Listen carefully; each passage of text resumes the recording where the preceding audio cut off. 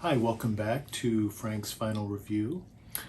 This week we're going to be reviewing another live Jimi Hendrix album, and we're going to go back to the Hollywood Bowl. This time, though, we're going to skip ahead 1 year to September 14th, 1968, and talk about this very special show. This Jimi Hendrix show was released back in 2018 as part of it was the 50th anniversary of Jimi's third album called Electric Ladyland. And Experience Hendrix LLC released this special box set to commemorate the 50th anniversary of Electric Ladyland. And this is the box set, which included the original album remastered and the live concert that we're going to talk about today, and also a third album of early demos and alternate takes from material that ended up on Electric Ladyland. And so I just wanted to mention when Jimi Hendrix, he was essentially, and we'll talk a lot about this today, in 1968 he was touring extensively. He arrived in the United States back in January of 1968 and essentially toured the entire year. There were a few weeks off here and there, and we'll talk about that. But mostly was just on the road in the United States in 1968. And then when he wasn't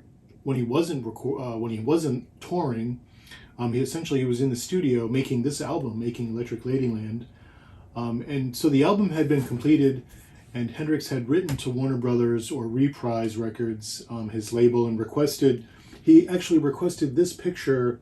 This is the cover that he wanted on the cover of Electric Ladyland. Warner Brothers, for whatever reason, they decided to do their own cover, and this is their version of Electric Ladyland. So, Hendrix gave very specific instructions, but for whatever reason, the record companies, vetoed Hendrix and said, no, we want to do it this way. And this picture, I believe, comes from '67. But I just think it's cool that the current powers that be, Jimi Hendrix, John McDermott, Eddie Kramer, etc., the people at the Experience Hendrix LLC, it was a nice tribute to Jimi to have the box set put in his original vision, if you will, the original artwork. So I think that's great. So I just wanted to point that out to you guys. So we're going to talk about this record today. This is a two LP show, one show recorded on September 14th, 1968 at the Hollywood Bowl. And if you remember from our last conversation about Hendrix, we talked about the Hollywood Bowl show from 1967, August 18th, and I mentioned Hendrix had some really great recordings from Los Angeles. This Hollywood Bowl 68, the LA Forum 69, and there's also a circulating Hendrix bootleg from 1970, and we'll probably be listening to that as well at some point. So this show in particular, this was at the end of Jimi's fall. It was essentially the tour started in July 30th, 1968 in Baton Rouge, Louisiana. So the tour started down south. You can imagine how hot it was down there in the summertime. Started in Baton Rouge, mostly in the east, mostly in the south and east coast. And then there were some western dates as well. So this show was the 29th show of the tour out of 30 shows, and they were going to play Santa Barbara, California the next night, September 15th, after this show. And then they would have almost 2 weeks off in Hawaii, and then they would play a show in Hawaii on October 5th, have a little bit more time, a few days off, and then come back and play in Winterland in October 10th, 11th, and 12th, 1968 in San Francisco. Then they would do some recording in Los Angeles for the remainder of the month at TTG Studios in Los Angeles, and that's where Frank Zappa created his debut album, Freak Out, at that studio. So Hendrix, the Jimi Hendrix Experience They spent almost 3 weeks at TTG. There's some interesting recordings that came out of those sessions. And then it was back on the road. The Experience were back on the road for the whole month of November through early December. I believe their last gig was December 1st, 1968 in Chicago. And that kind of wrapped it up for them for the year. And I think they were on holiday for the remainder of the year before going back to Europe and playing on the BBC show Lulu and then doing a pretty extensive tour in Europe in January of 1969 that spilled over into February as well. And that was sort of the two end shows of the European run were from the Royal Albert Hall, 18th and the 24th of February 1969. But we're kind of getting off the beaten path here. I want to get back to this show. Going back to the most recent review, we talked about sort of how the music in the Hollywood Bowl 67, the music was sort of embryonic. And so here we have a show 1 year later, and what a difference 1 year makes. I mean, this band, Jimi Hendrix, Mitch Mitchell, and Noel Redding, they sound so incredibly charged. I mean, it's just, it's an incredible atmosphere. And you can tell in the cover, there are fans in the reflective pool that separated Jimmy from the audience. Even on the back sleeve, you can see the crowd. So in this recording, you get a sense of, just how much of a wild scene it was there. And even pictures on the inner sleeve kind of show you just, it looks like an amazing show. I mean, it was musically pretty amazing, especially compared to last year, the 67 show. And there's some shows in Hendrix's live canon that just stick out. And this show actually, I think really is one of the better ones from '68. So let's dive right into the set list here. So again, this was the 29th show. They'd been playing for a couple of years. This was the end of the tour. They were just, so juiced, if you will, in terms of, you play a long tour, and at the end you're pretty well rehearsed, and the material in and out, and different jams may have evolved, if you will. This is not an official recording, and just like the recent show, this was called from the Hollywood Bowl's 2-track in-house recording system, whatever that was. It's probably the same system that captured the previous show, the 67 show. So it's great that we have two Jimi Hendrix shows, two Jimi Hendrix Experience shows, 67 and 68, back-to-back years. Again, LA Forum 69, LA Forum 70. So just a rich history in LA for Jimmy with his experience. Okay, so getting into the record, the MC comes out and he's presenting the Jimi Hendrix Experience. And then, right off the bat, we get a quote from Mitch Mitchell, who's generally, he's pretty quiet. He's not really vocal. He's playing the drums. There's not always a mic there for him. But Mitch says, "Hello, it's very nice to be back. Yeah, just hold on for a few minutes because we have to get our equipment together and tune up and things. All right, so it'll only take a couple of minutes." And that was Mitch. Of course, Jimmy, and I like talking about the banter, because I feel like in addition to the music, the banter is, we're hearing Jimmy. I mean, we're hearing these guys just really raw, right? I mean, they probably didn't know they were being recorded, and it's just fun to hear what a band is saying in between songs, and sometimes there's some funny moments. There's there's definitely some comedy as well. And I think Jimmy overall, he's got some really interesting banter. I mean, I've heard some banter from him from every year, and some banter is more interesting than others. But this overall, this banter is pretty lighthearted. I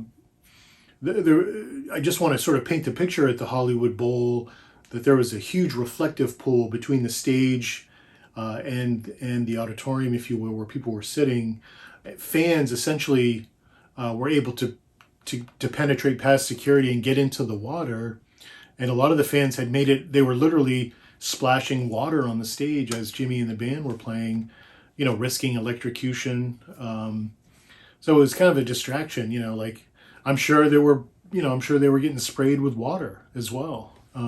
So potentially a very dangerous situation. Just absolute pandemonium, really, if you think about it, especially when you think about security at today's concerts. That would never happen in today's shows. But obviously this was back in 1968. But even though it was crazy and tumultuous, I think again Jimmy was having fun. Noel, I think everyone was having fun. But just a really a really interesting concert, really. So Jimmy comes out and he talks about why he tunes up, and his classic line, we tune up because we really care for your ears. That was common for him to say that a lot, pretty much all the way through, if you will. And Jimmy, he's such an honest guy, right? He's got his sort of standard introduction, but then at the end he says, he's telling the people with ties to kind of loosen up, and then he says, don't feel uptight because I'm scared as hell. Like it's almost like he's saying, he still has stage nerves. And, at this point in September of 1968, even though Electric Ladyland hasn't come out yet, that would come out on October 16th of 1968. So almost over a month from today, from this show. And Hendrix now has 2 albums out. He's still feeling new, and he's probably still feeling overwhelmed in terms of his success that has come so quickly and rapidly for him. He's probably still adjusting to it, right? So we talked about the pool, and then again, because this is a soundboard, and again it's 2 tracks, but they pick up quite a bit actually. You can hear Mitch. Mitch asks Noel, "You all right, Noel?" "I think so, yeah." Noel replies back to Mitch, and then they're warming up, hitting some notes, and Mitch is hitting some of his snare. Noel's already talking with people in the crowd or people around him, and he asks someone nearby, "That's done by Arthur Brown, isn't it?" Like an Arthur Brown song. Jimmy starts mimicking laughter on his guitar, which is always a good sign. Usually that means Jimmy's in a great mood. He's in a playful mood if he's mimicking laughter.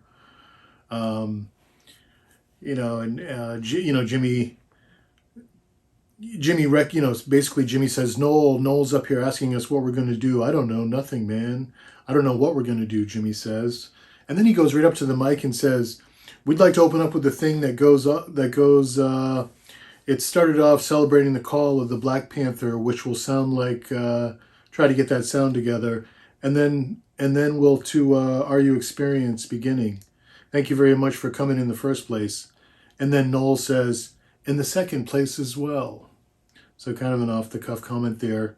And, you can hear Jimmy clicking his wah-wah pedal. That's very audible. So, Jimmy does his little talk there. And then he goes into, some real high feedback. And then he goes into some Eastern sounding lines and scales, if you will. He's doing, he's bending the strings. He's manipulating his tremolo bar. So he's getting all these cool sounds. Mitch is starting to play pretty rapidly underneath. And then you can almost hear Jimmy, he's like assaulting his microphone stand with his guitar. So he's manipulating, he's got all this manipulation going on. He's probably, tweaking the toggle switch and, adjusting the volume controls. I mean, that's how he's able to get a lot of these sounds. He's literally pumping everything, right? He's getting everything available to him that's offered on the instrument. And I could hear a snippet. If you're familiar with Hendrix and you've seen the Christmas on Earth footage where the Experience played in London, it was like a Christmas concert, if you will. It was them and Pink Floyd and other bands. But Jimmy does this cool version of Wild Thing, and he does this sort of, it's almost like he's mimicking a bagpipe, a bagpipe solo, if you will. So I could hear like a couple snippets of that in this intro. And then they drop right into Are You Experienced? So this is the opening song of this concert. And in terms of the, talking about the quality, so this is a 2-track recording. Noel is he's probably the most present. He dominates this recording. And, I hear a lot of Jimi Hendrix bootlegs, and sometimes you don't even hear Noel at all. He's not even present on this recording. He's right at the top. So that's kind of an inversion of what we typically hear in bootlegs and shows like this. So it's interesting that Noel is at the top. And then we hear Jimmy's guitar behind Noel in some frequencies. The frequencies are kind of all over the place. And then Mitch this time, he's usually second. This time he's third. And then once Jimmy starts singing, though, his vocals even overtake Noel's bass. So, it's Jimmy's vocals, Noel's bass, Jimmy's guitar, and then Mitch's drums. That's sort of the layout in terms of, the sound hierarchy, if you will. They come out of the first verse a little pensive. There's some low moans and feedback from Jimmy. But right away you can tell the energy is different, and there's just this edge that the music did not have a year ago in August of '67. I mean, this is a more evolved Jimi Hendrix Experience 13 months later. You can hear it, you can feel it, that these guys have evolved into something a little more primal, right? Again, Noel, he's so loud, so he's really dominating the stage, the sound stage. Jimmy goes back into the second verse, the trumpets and violins line. And then Jimmy says, not necessarily stone, but yeah, okay. And then takes another shorter solo before he ends it. And then Noel says, thank you very much. Just a really impressive opener. I mean, I was impressed, really. I thought that was great.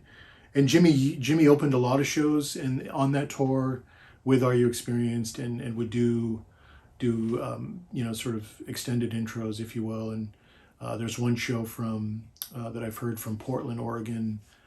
I think it precedes this show by a few days, but he quotes the Beatles, Tomorrow Never Knows.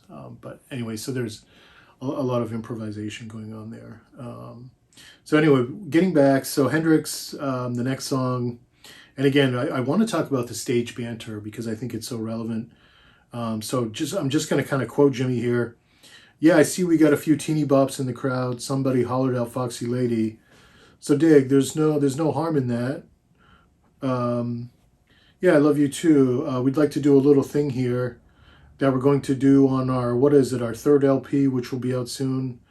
It's a thing that calls Voodoo Child Slight Return, and it's very straight, very funky, I think. Our own little funk thing, I don't know.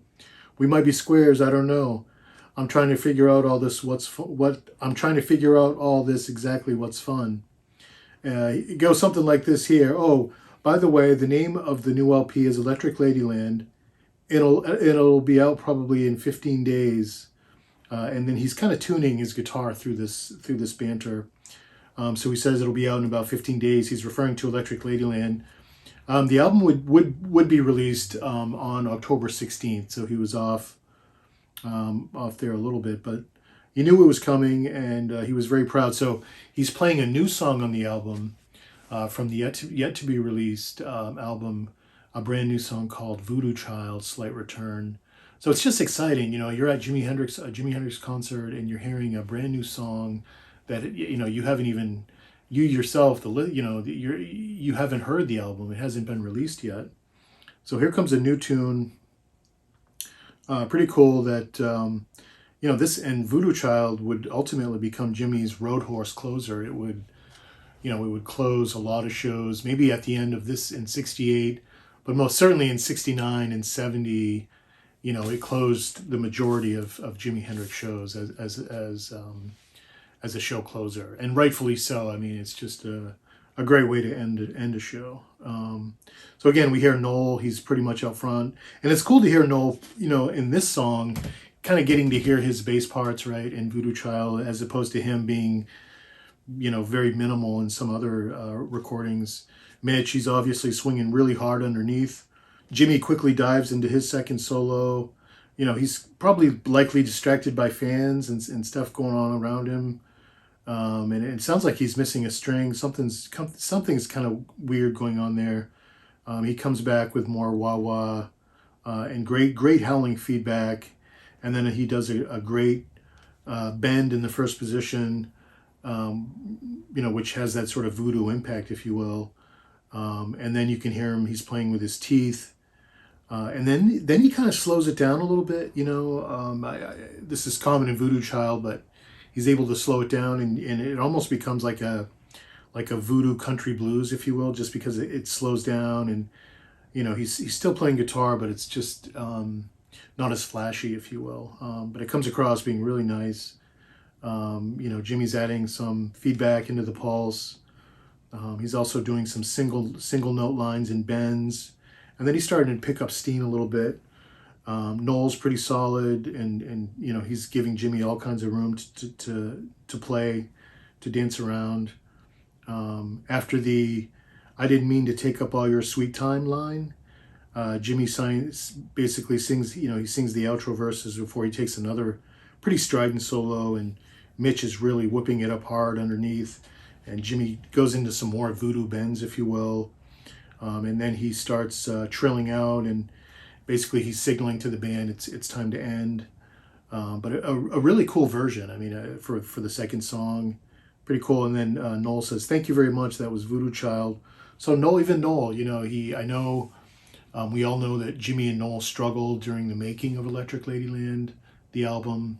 There were just stories of them not getting along, and really long sessions, 30, 40 takes of songs. But it's cool to hear Noel actually, recognize and say thank you for this new song. And then Jimmy says, "Sorry for the hang up. I was out of tune on that one. I'll try to get something together." And so maybe that was that section where, it just sounded like, his solo sort of dropped out for a few bars. That's probably when he broke a string. So it's interesting that he recognizes that. And so that's the end of side one. It just a great side. And moving over to side two. Side two opens with Red House. And again, I'm gonna keep talking about Jimmy's comments and banter, because again, I think it's so fun and so relevant to these reviews. So Jimmy says, we'd like to slow the pace down and do a song that we recorded in 1793, and it's recorded at Benjamin Franklin Studios under the name of Are You Experienced English LP that we put this track on. It's called Red House. It goes something like this here. And it's dedicated to all the folks out there, dedicated to Buddy Miles and Carmen. Buddy Miles, obviously, he was the drummer for the Band of Gypsies. But him and Jimmy go way back. They go way back to, I believe, 65. They met in Montreal when they were playing on a different, like a soul tour or something. But they had originally met in Montreal before Jimmy went to London in 66. So they have a long-term relationship. And then Carmen is Carmen Borello, she was one of Jimmy's girlfriends. I believe she was a waitress at the Whiskey A Go-Go, and they fell in with each other and became very close friends, in addition to boyfriend, girlfriend. And I wanted to mention Carmen Borello. There's some pictures of Jimmy and her at the Hollywood Bowl sitting together, during sound check or whatnot, and they're having a good time. I want to just quickly touch base on her because, Jimmy's, dedicating Red House to her and Buddy Miles. But a great Jimi Hendrix book out. It's been out for a few years, written by Christopher Cross. It's called Room Full of Mirrors. I highly recommend.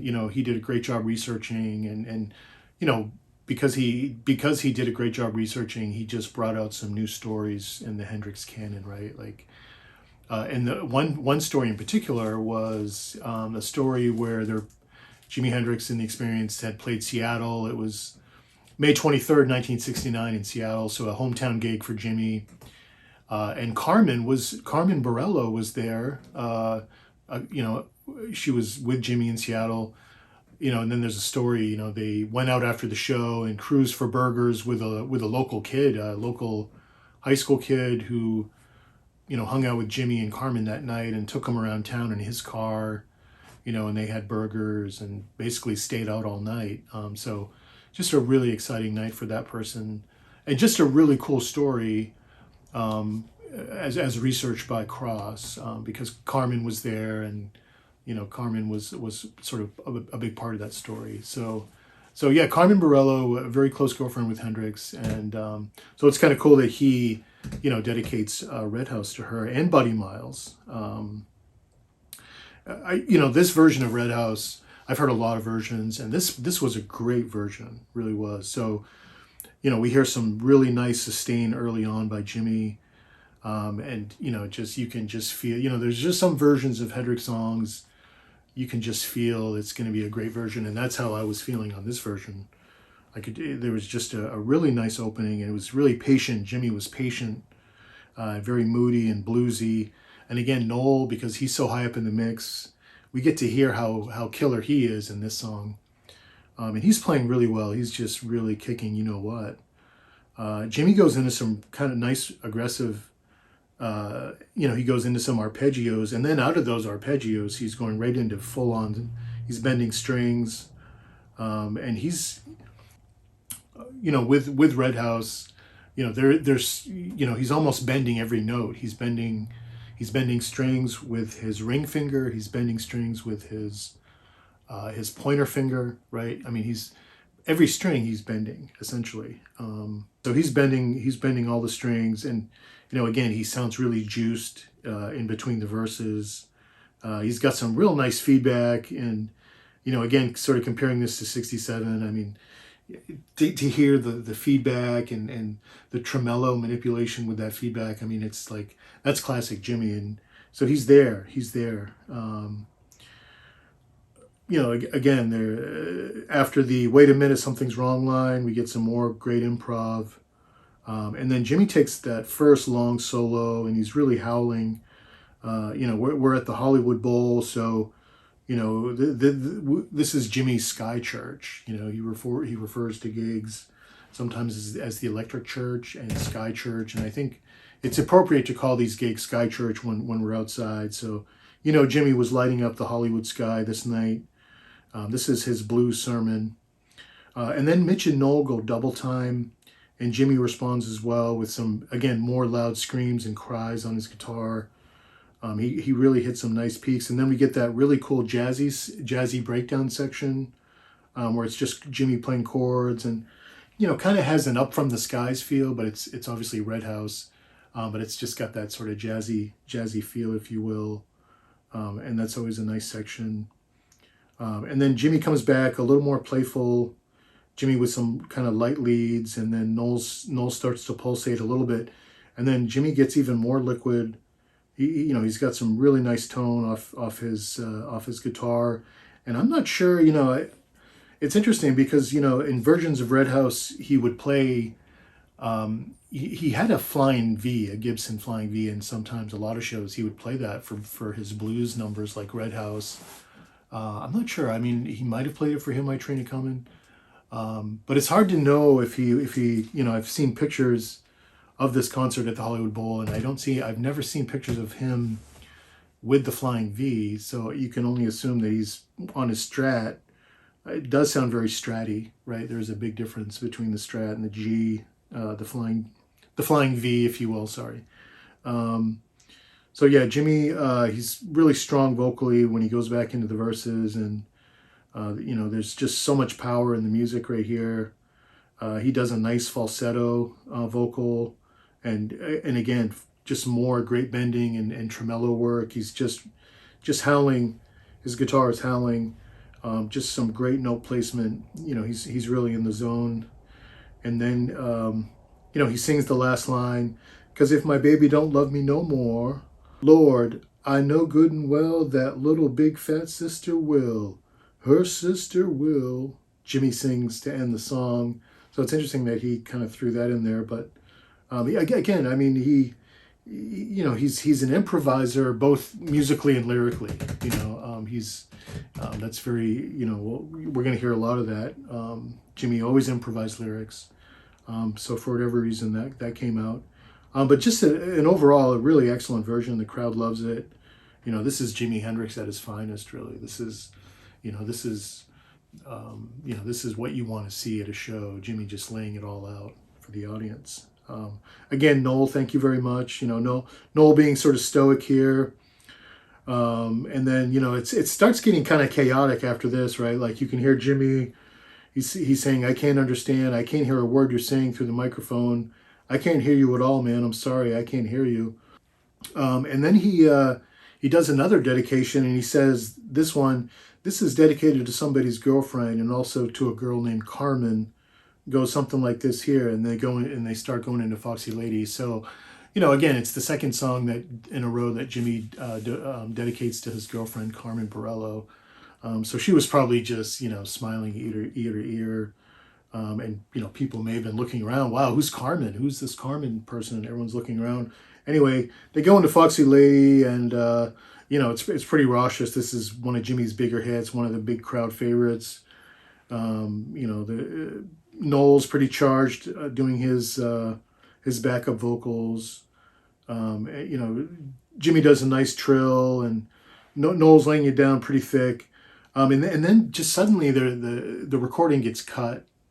So the reel, whatever system they used at the Hollywood Bowl, the spool had been ran out. And then when it comes back on, we're in the middle to late version of Fire, right? And you can tell it's a charged version, right?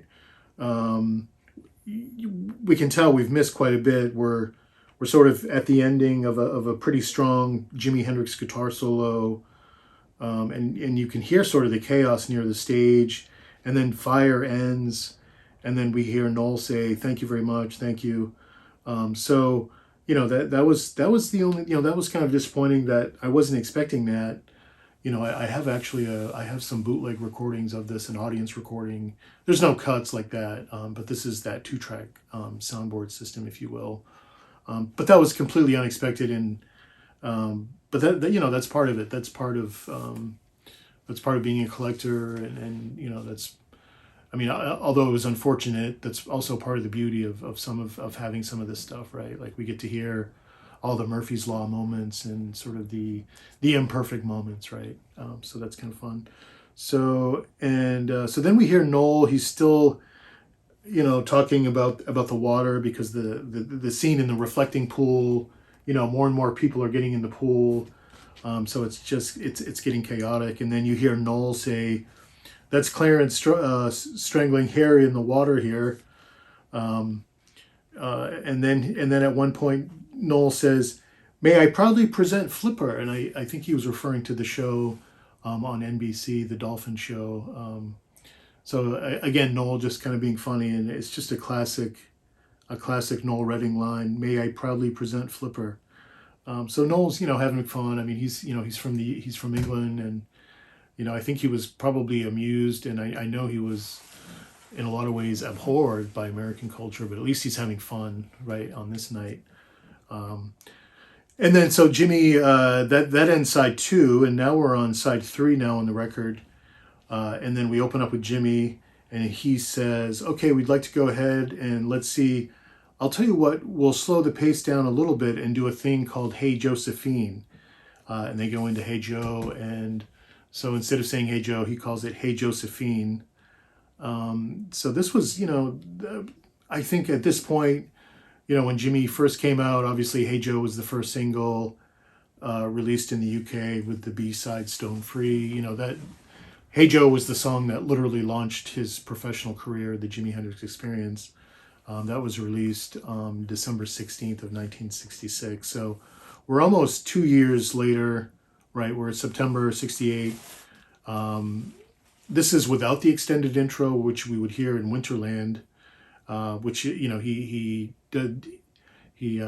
plays an extended sort of scale off each of the chords in Winterland, but we do not hear that here. We just hear the sort of the truncated version. Jimi coming out real passionate on the vocals, and the mix kind of gets muddled here. You can still hear Mitch; he's still pretty great, but it's the kit's a little muddled, and Jimi hits some really searing lines. Again, the mix is just it's starting to crash a little bit. Jimi ends the song on a big E chord, followed by more tuning, and then again you just hear more people in the pool. And again, Noel just having fun, and he says, "Now we have the breaststroke," and then Noel says, "Start a swimming school here, I think. Does anyone want to join a swimming school?" So just kind of some funny, again, Noel's just having fun, right? I mean, and then Jimmy comes back in. "Hey, Dig, listen, we heard some very bad news one time about one of the best groups in the world, one of the best rock groups, or whatever you want to call them, groups of the world, is like broken up. And now, it's the Cream. It's really a shame because the Cats are really out of sight. But Dig, we'd like to jam on one of their numbers. I'm not saying we can play it better than them. He. Oh, not saying that, but I'm saying we dig the Cats, and we'd like to do one of their songs first, a thing called Sunshine of Your Love, instrumental." And then he's tuning, and the crowd really loves it. And so it's kind of cool that, that Jimmy pays tribute to Cream. He actually is friends. He's friends with all of them. He's very close with Eric Clapton at this time. I mean, they hung out. They probably played guitar together. I'm sure you guys have heard the classic story with Hendrix sitting in with Cream. Even before he formed his own band, he sat in with Cream, and Clapton was, essentially blown away by Hendrix. Watching Ginger and Jack play with Hendrix in his trio. There was Jimmy playing an incredible version of "Killing Floor," and that was October 1st of 1966 at a polytech school in London where the Cream were playing. But Jimmy and Eric Clapton became friends, and they hung out together, and they talked about blues and talked about music. So anyway, I guess there's a story that Jack Bruce in the early days of Hendrix, when Hendrix was playing at different showcases, like at the Bag of Nails, for example, or these small club gigs. When he first started in London, he would play at these smaller clubs, and a lot of the local musicians would go and see him play. And so there's a story that I've heard that Jack Bruce saw Hendrix play at one of these early gigs, was inspired, and that's how he wrote "Sunshine of Your Love." So when Hendrix played "Sunshine of Your Love," he's basically playing his own tribute song, right? If Jack Bruce was inspired by Hendrix, and then Hendrix ends up playing a cover of the song that Jack Bruce wrote that was inspired. It's just kind of a fun little rock and roll circle, if you will. So anyway, Hendrix wants to play "Sunshine of Your Love." Okay, so Jimmy wants to go into "Sunshine of Your Love," and then Noel's still making comments. "There's nothing wrong with swimming, so they can't be charged with anything by the police, can they? Eh?" So Noel's, he's seeing all the chaos around them, and then again Jimmy steps up. "Yeah, now listen, we'd like to get all these people getting into trouble, right? Obviously, right?" No, this is actually Mitch. This is Mitch who's talking now. I'm sorry. So Mitch says, "Yeah, now listen, we got all these people getting into trouble, right? Obviously, right? The soul is so far away from you, but please listen to the police. Don't leave them alone." And this is Mitch, who, again, rarely speaks. I don't know if he had a mic near his kid. Obviously, he probably did. But right after that, they go right into "Sunshine of Your Love." And it kind of starts off with a sludgy feel. Jimmy's soloing pretty high up on his Strat. And, this time, they start going through some of the changes. And normally Jimmy would chord and stuff. He just keeps playing. He keeps soloing all the way through the changes. And then he takes a longer solo. And this longer solo has a lot of cries and moans and screams. Excuse me. There's a breakdown jam, and the jam gets a little bit quieter. Noel's pretty active here.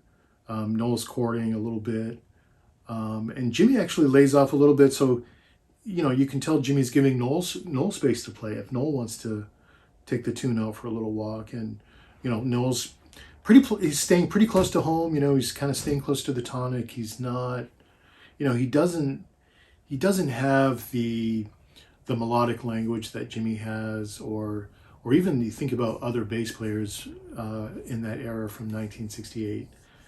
You know, Phil Lesh, for example, is someone who, you know, who's kind of sticks out. I'm also a big Grateful Dead fan, but you know, Phil could solo. I mean, just people who could you know take it for a walk, if you will.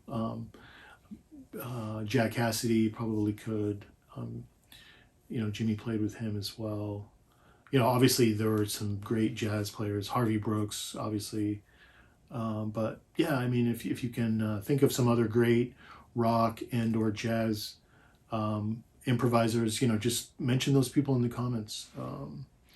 So Noel has the opportunity to improvise, and Jimmy's coming in stronger now, and he requotes "Sunshine of Your Love."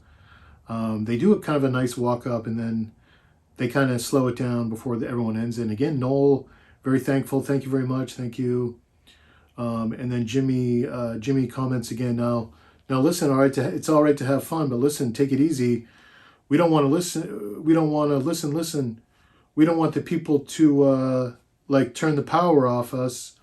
We want to finish our act, you know. So as long as everybody's really cool, you know, everything's all right. You're okay. You're okay.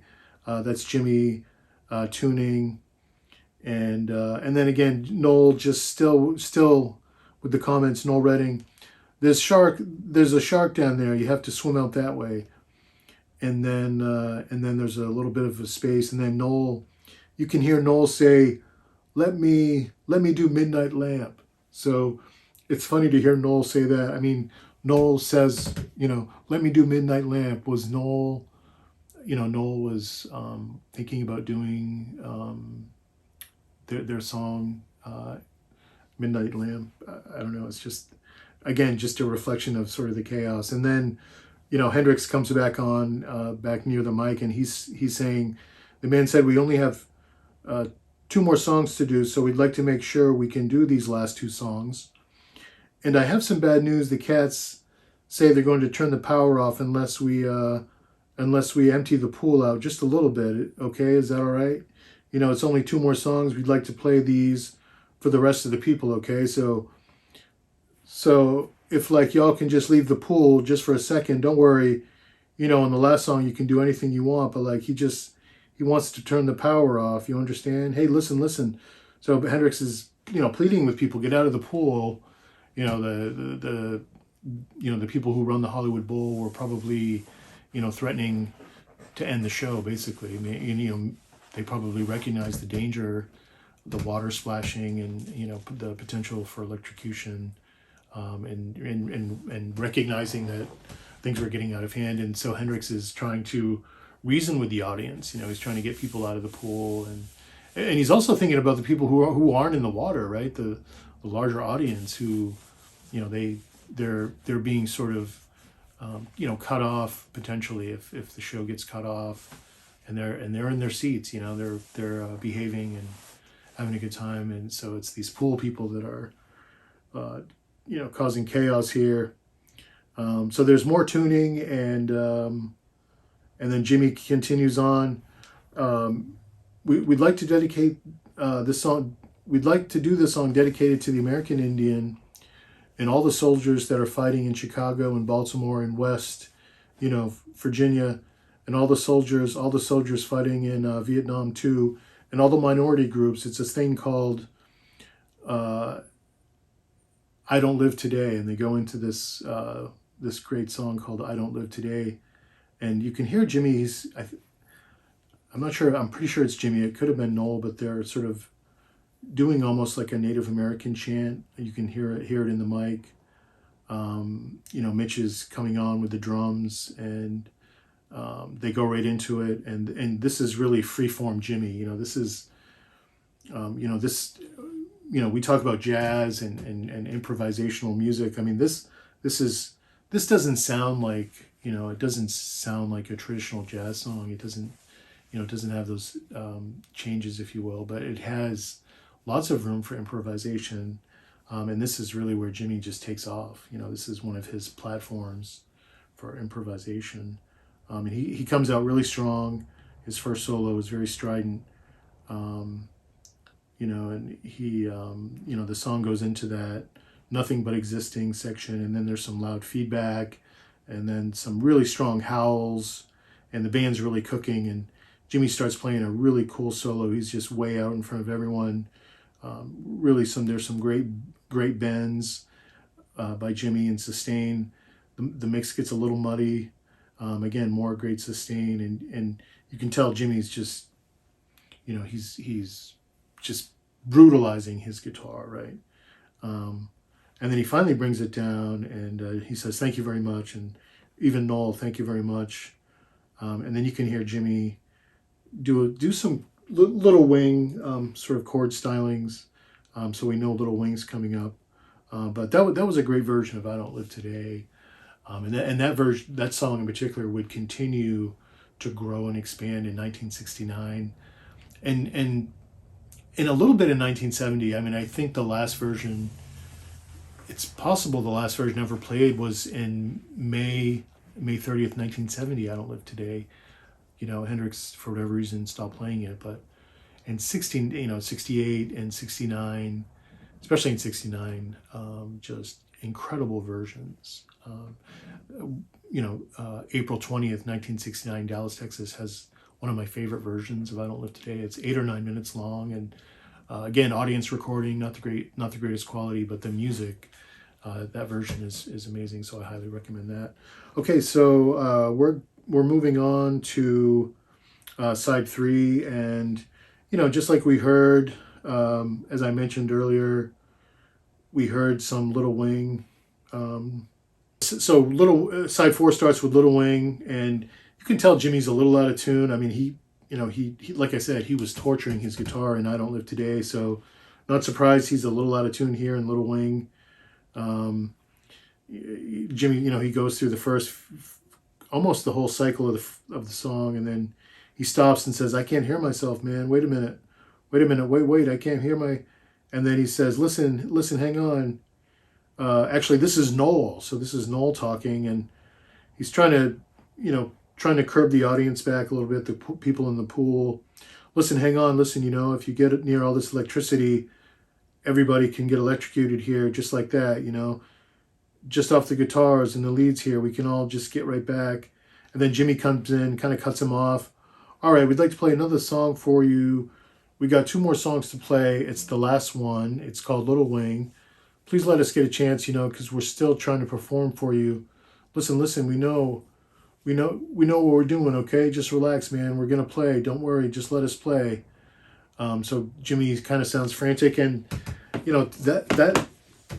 that sequence there, where Jimmy's, it almost looks like that picture there, if you can see that, where there's people around Jimi, it's almost like you can sense that, that these people were around him, and he was kind of getting impatient, like we know what we're doing, and they may have been suggesting songs or whatever, but Jimi was getting impatient there. So anyway, they go right into Little Wing, and because Jimi had been tuning through that little debacle there, he sounds so much better, right, when he comes back, and he's trying to kind of he's trying to chill out the audience with this song. He's kind of like bringing it down a little bit with Little Wing, and he sounds so great in his outro solo. He's got some really nice effects there, and he almost sounds like he does on "Burning of the Midnight Lamp." And maybe he picked up on Noel's comment when Noel said "Midnight Lamp," because Jimi has that sort of "Burning of the Midnight Lamp" tone here. Just a lot of real heavy wah-wah infused guitar lines, if you will, and then does a quick tuning, and then he goes into more banter. But I just wanted to mention that throughout the show, that you can tell that Jimi, even though it's a chaotic scene at the Hollywood Bowl this night, he's doing a really good job trying to control the audience, and cutting off Noel, and sort of trying to take control of just making sure that they get through their set and play the music, because that's why they're there. So Jimi, always the ever present performer, like he knows what to do. He's so seasoned, he's such a veteran of performance, and just an incredible night for him and the band. I mean, this show, with everything that was going on in the pool, and the music just sounds so charged. I mean, it's just an incredible night. So it's really fun to hear and talk about. So we go into some banter, and Jimmy says, I'm sorry, sir, we only have one more last number to do. So for that, we'd like to play the Star Spangled Banner. Please don't get mad. Thank you very for showing up. Thank you very much. And you can look at all those people up there. He's looking up at y'all can do anything you want because it's the last song, right? Jimmy, this is America, right? And to more effects, Jimmy, they go into this sort of, they start doing feedback, and Mitch starts thundering underneath, and Noel starts getting in, and they start creating this sort of wall of sound, and then they go right into the Star Spangled Banner, and Jimmy starts doing dive bombs, and it's a really bombastic version, just really charged. Jimmy's got great control of his feedback, and Noel's really freaking out on the bass, which is great. I mean, usually you just don't hear that, but Noel is just supercharged. And this version, if I remember correctly, this version debuted, this song debuted on the 16th of August of 1968. So they hadn't been even playing it a month when they played it here at the Hollywood Bowl, but it would continue on through 1970, up into some of Jimmy's last shows. He would play the Star Spangled Banner. But these early versions are pretty cool. And then there's a sort of a different sounding as they segue out into Purple Haze, and the crowd is just elated. This is the peak of the concert, right? I mean, this is Jimmy's big hit off Are You Experienced? I'm sure it was on the radio a lot back at that time. I'm sure a lot of the people in the concert most likely had Are You Experienced and Access Bold as Love. They knew Purple Haze, probably. That was probably the big hit at the time. And here it is. It's closing out shows. So it was, the big 1-2 punch at the end, right? Star Spangled Banner into Purple Haze. Again, Noel, he's still dominating the soundstage, and Jimmy comes in with an album letter version of the solo. He does kind of let loose though the second time, and then the second time around, I thought he sounded a lot. There was a couple runs there that sounded like Peace in Mississippi that he would play at TTG in October of '68, but I could hear some of that on his second solo. Kind of jumped out at me, and then you can hear Jimmy playing with his teeth, and then he quotes Taps, and he would quote Taps a lot in different songs. Hey Joe sometimes, and definitely Machine Gun in 1970. He would quote Taps and Machine Gun a lot, but here he quotes it in Purple Haze.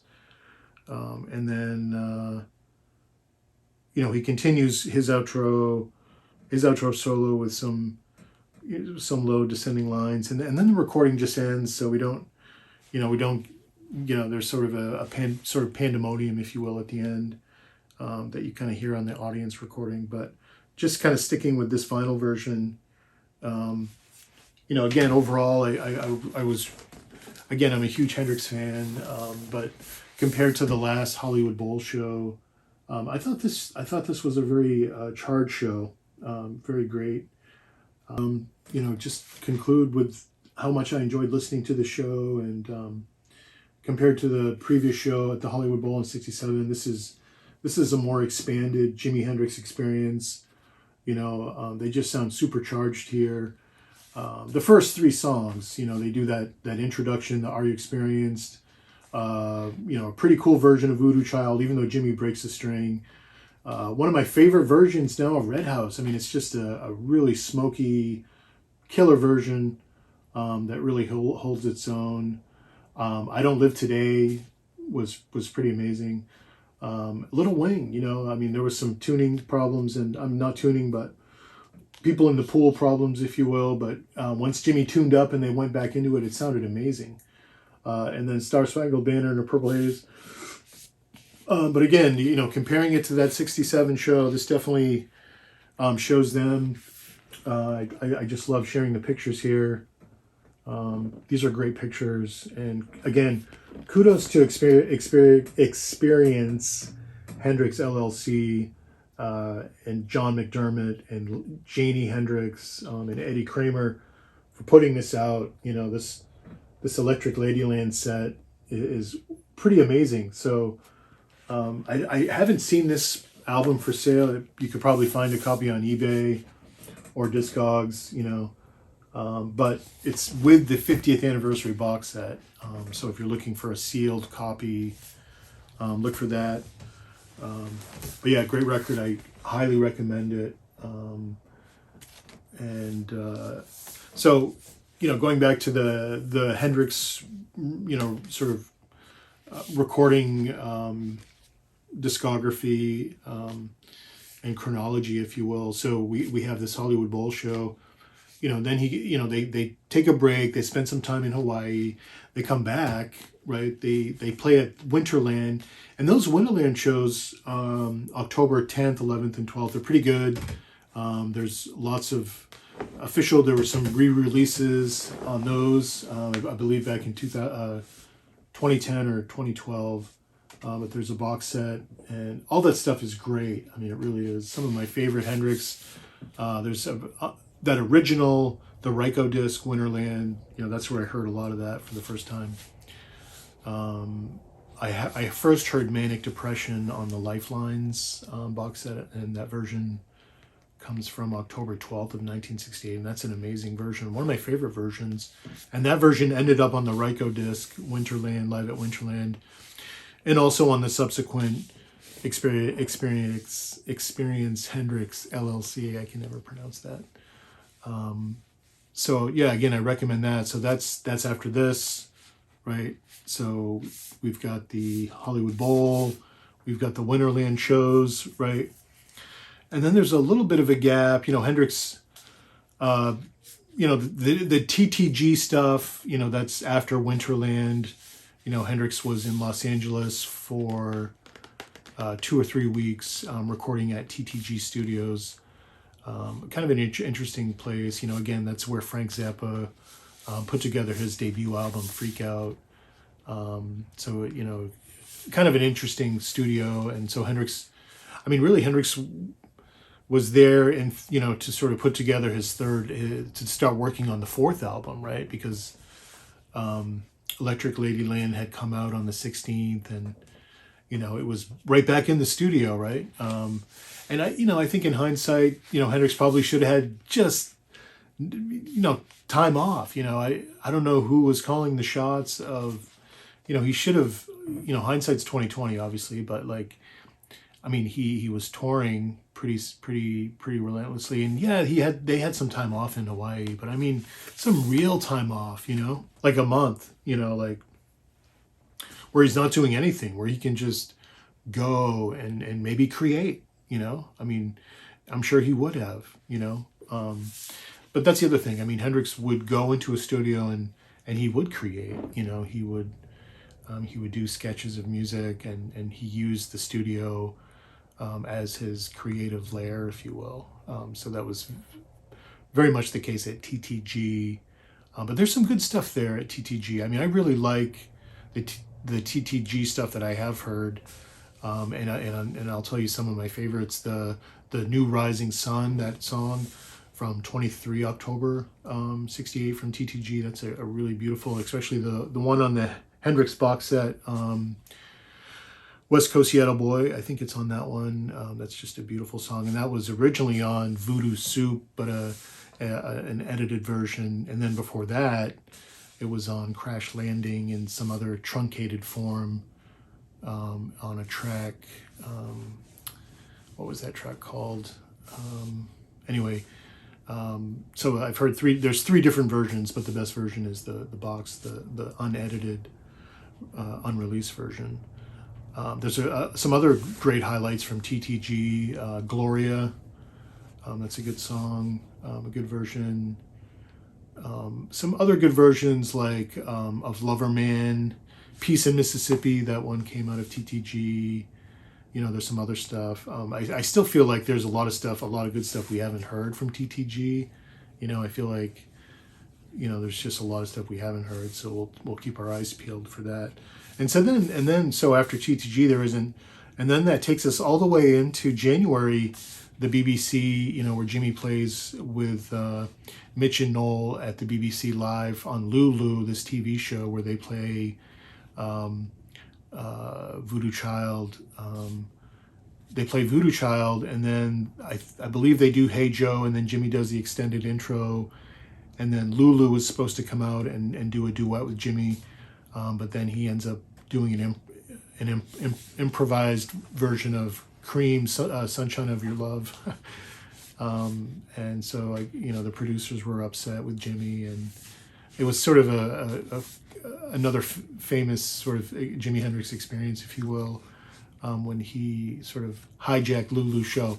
Okay, but anyway, going back to this Hollywood Bowl show, yeah, I again highly recommend it. I mean, it's great if you want to get the 50th anniversary box set, which again I recommend as well. You'll get a really nice pressing of the original album with the Warner Brothers artwork. But again, the box comes in the Jimmy's original vision. This is what Electric Ladyland should have looked like when it was released back in October of 1968. So anyway, thank you. Thanks for tuning in, and you know, I really appreciate you subscribing and liking. And so we're going to talk a little bit more about Jimi Hendrix just in Los Angeles, you know, because we have these rich recordings to kind of delve into. So from here, we will go to the LA Forum 1969 and listen to that record and talk about that. Probably not for, you know, maybe down the road a little ways. You know, sort of weaving in and out of stuff. But I wanted to circle back with some more Jimi Hendrix for you guys. So stay tuned for that, and thank you so much. Have a great rest of your night. Thanks.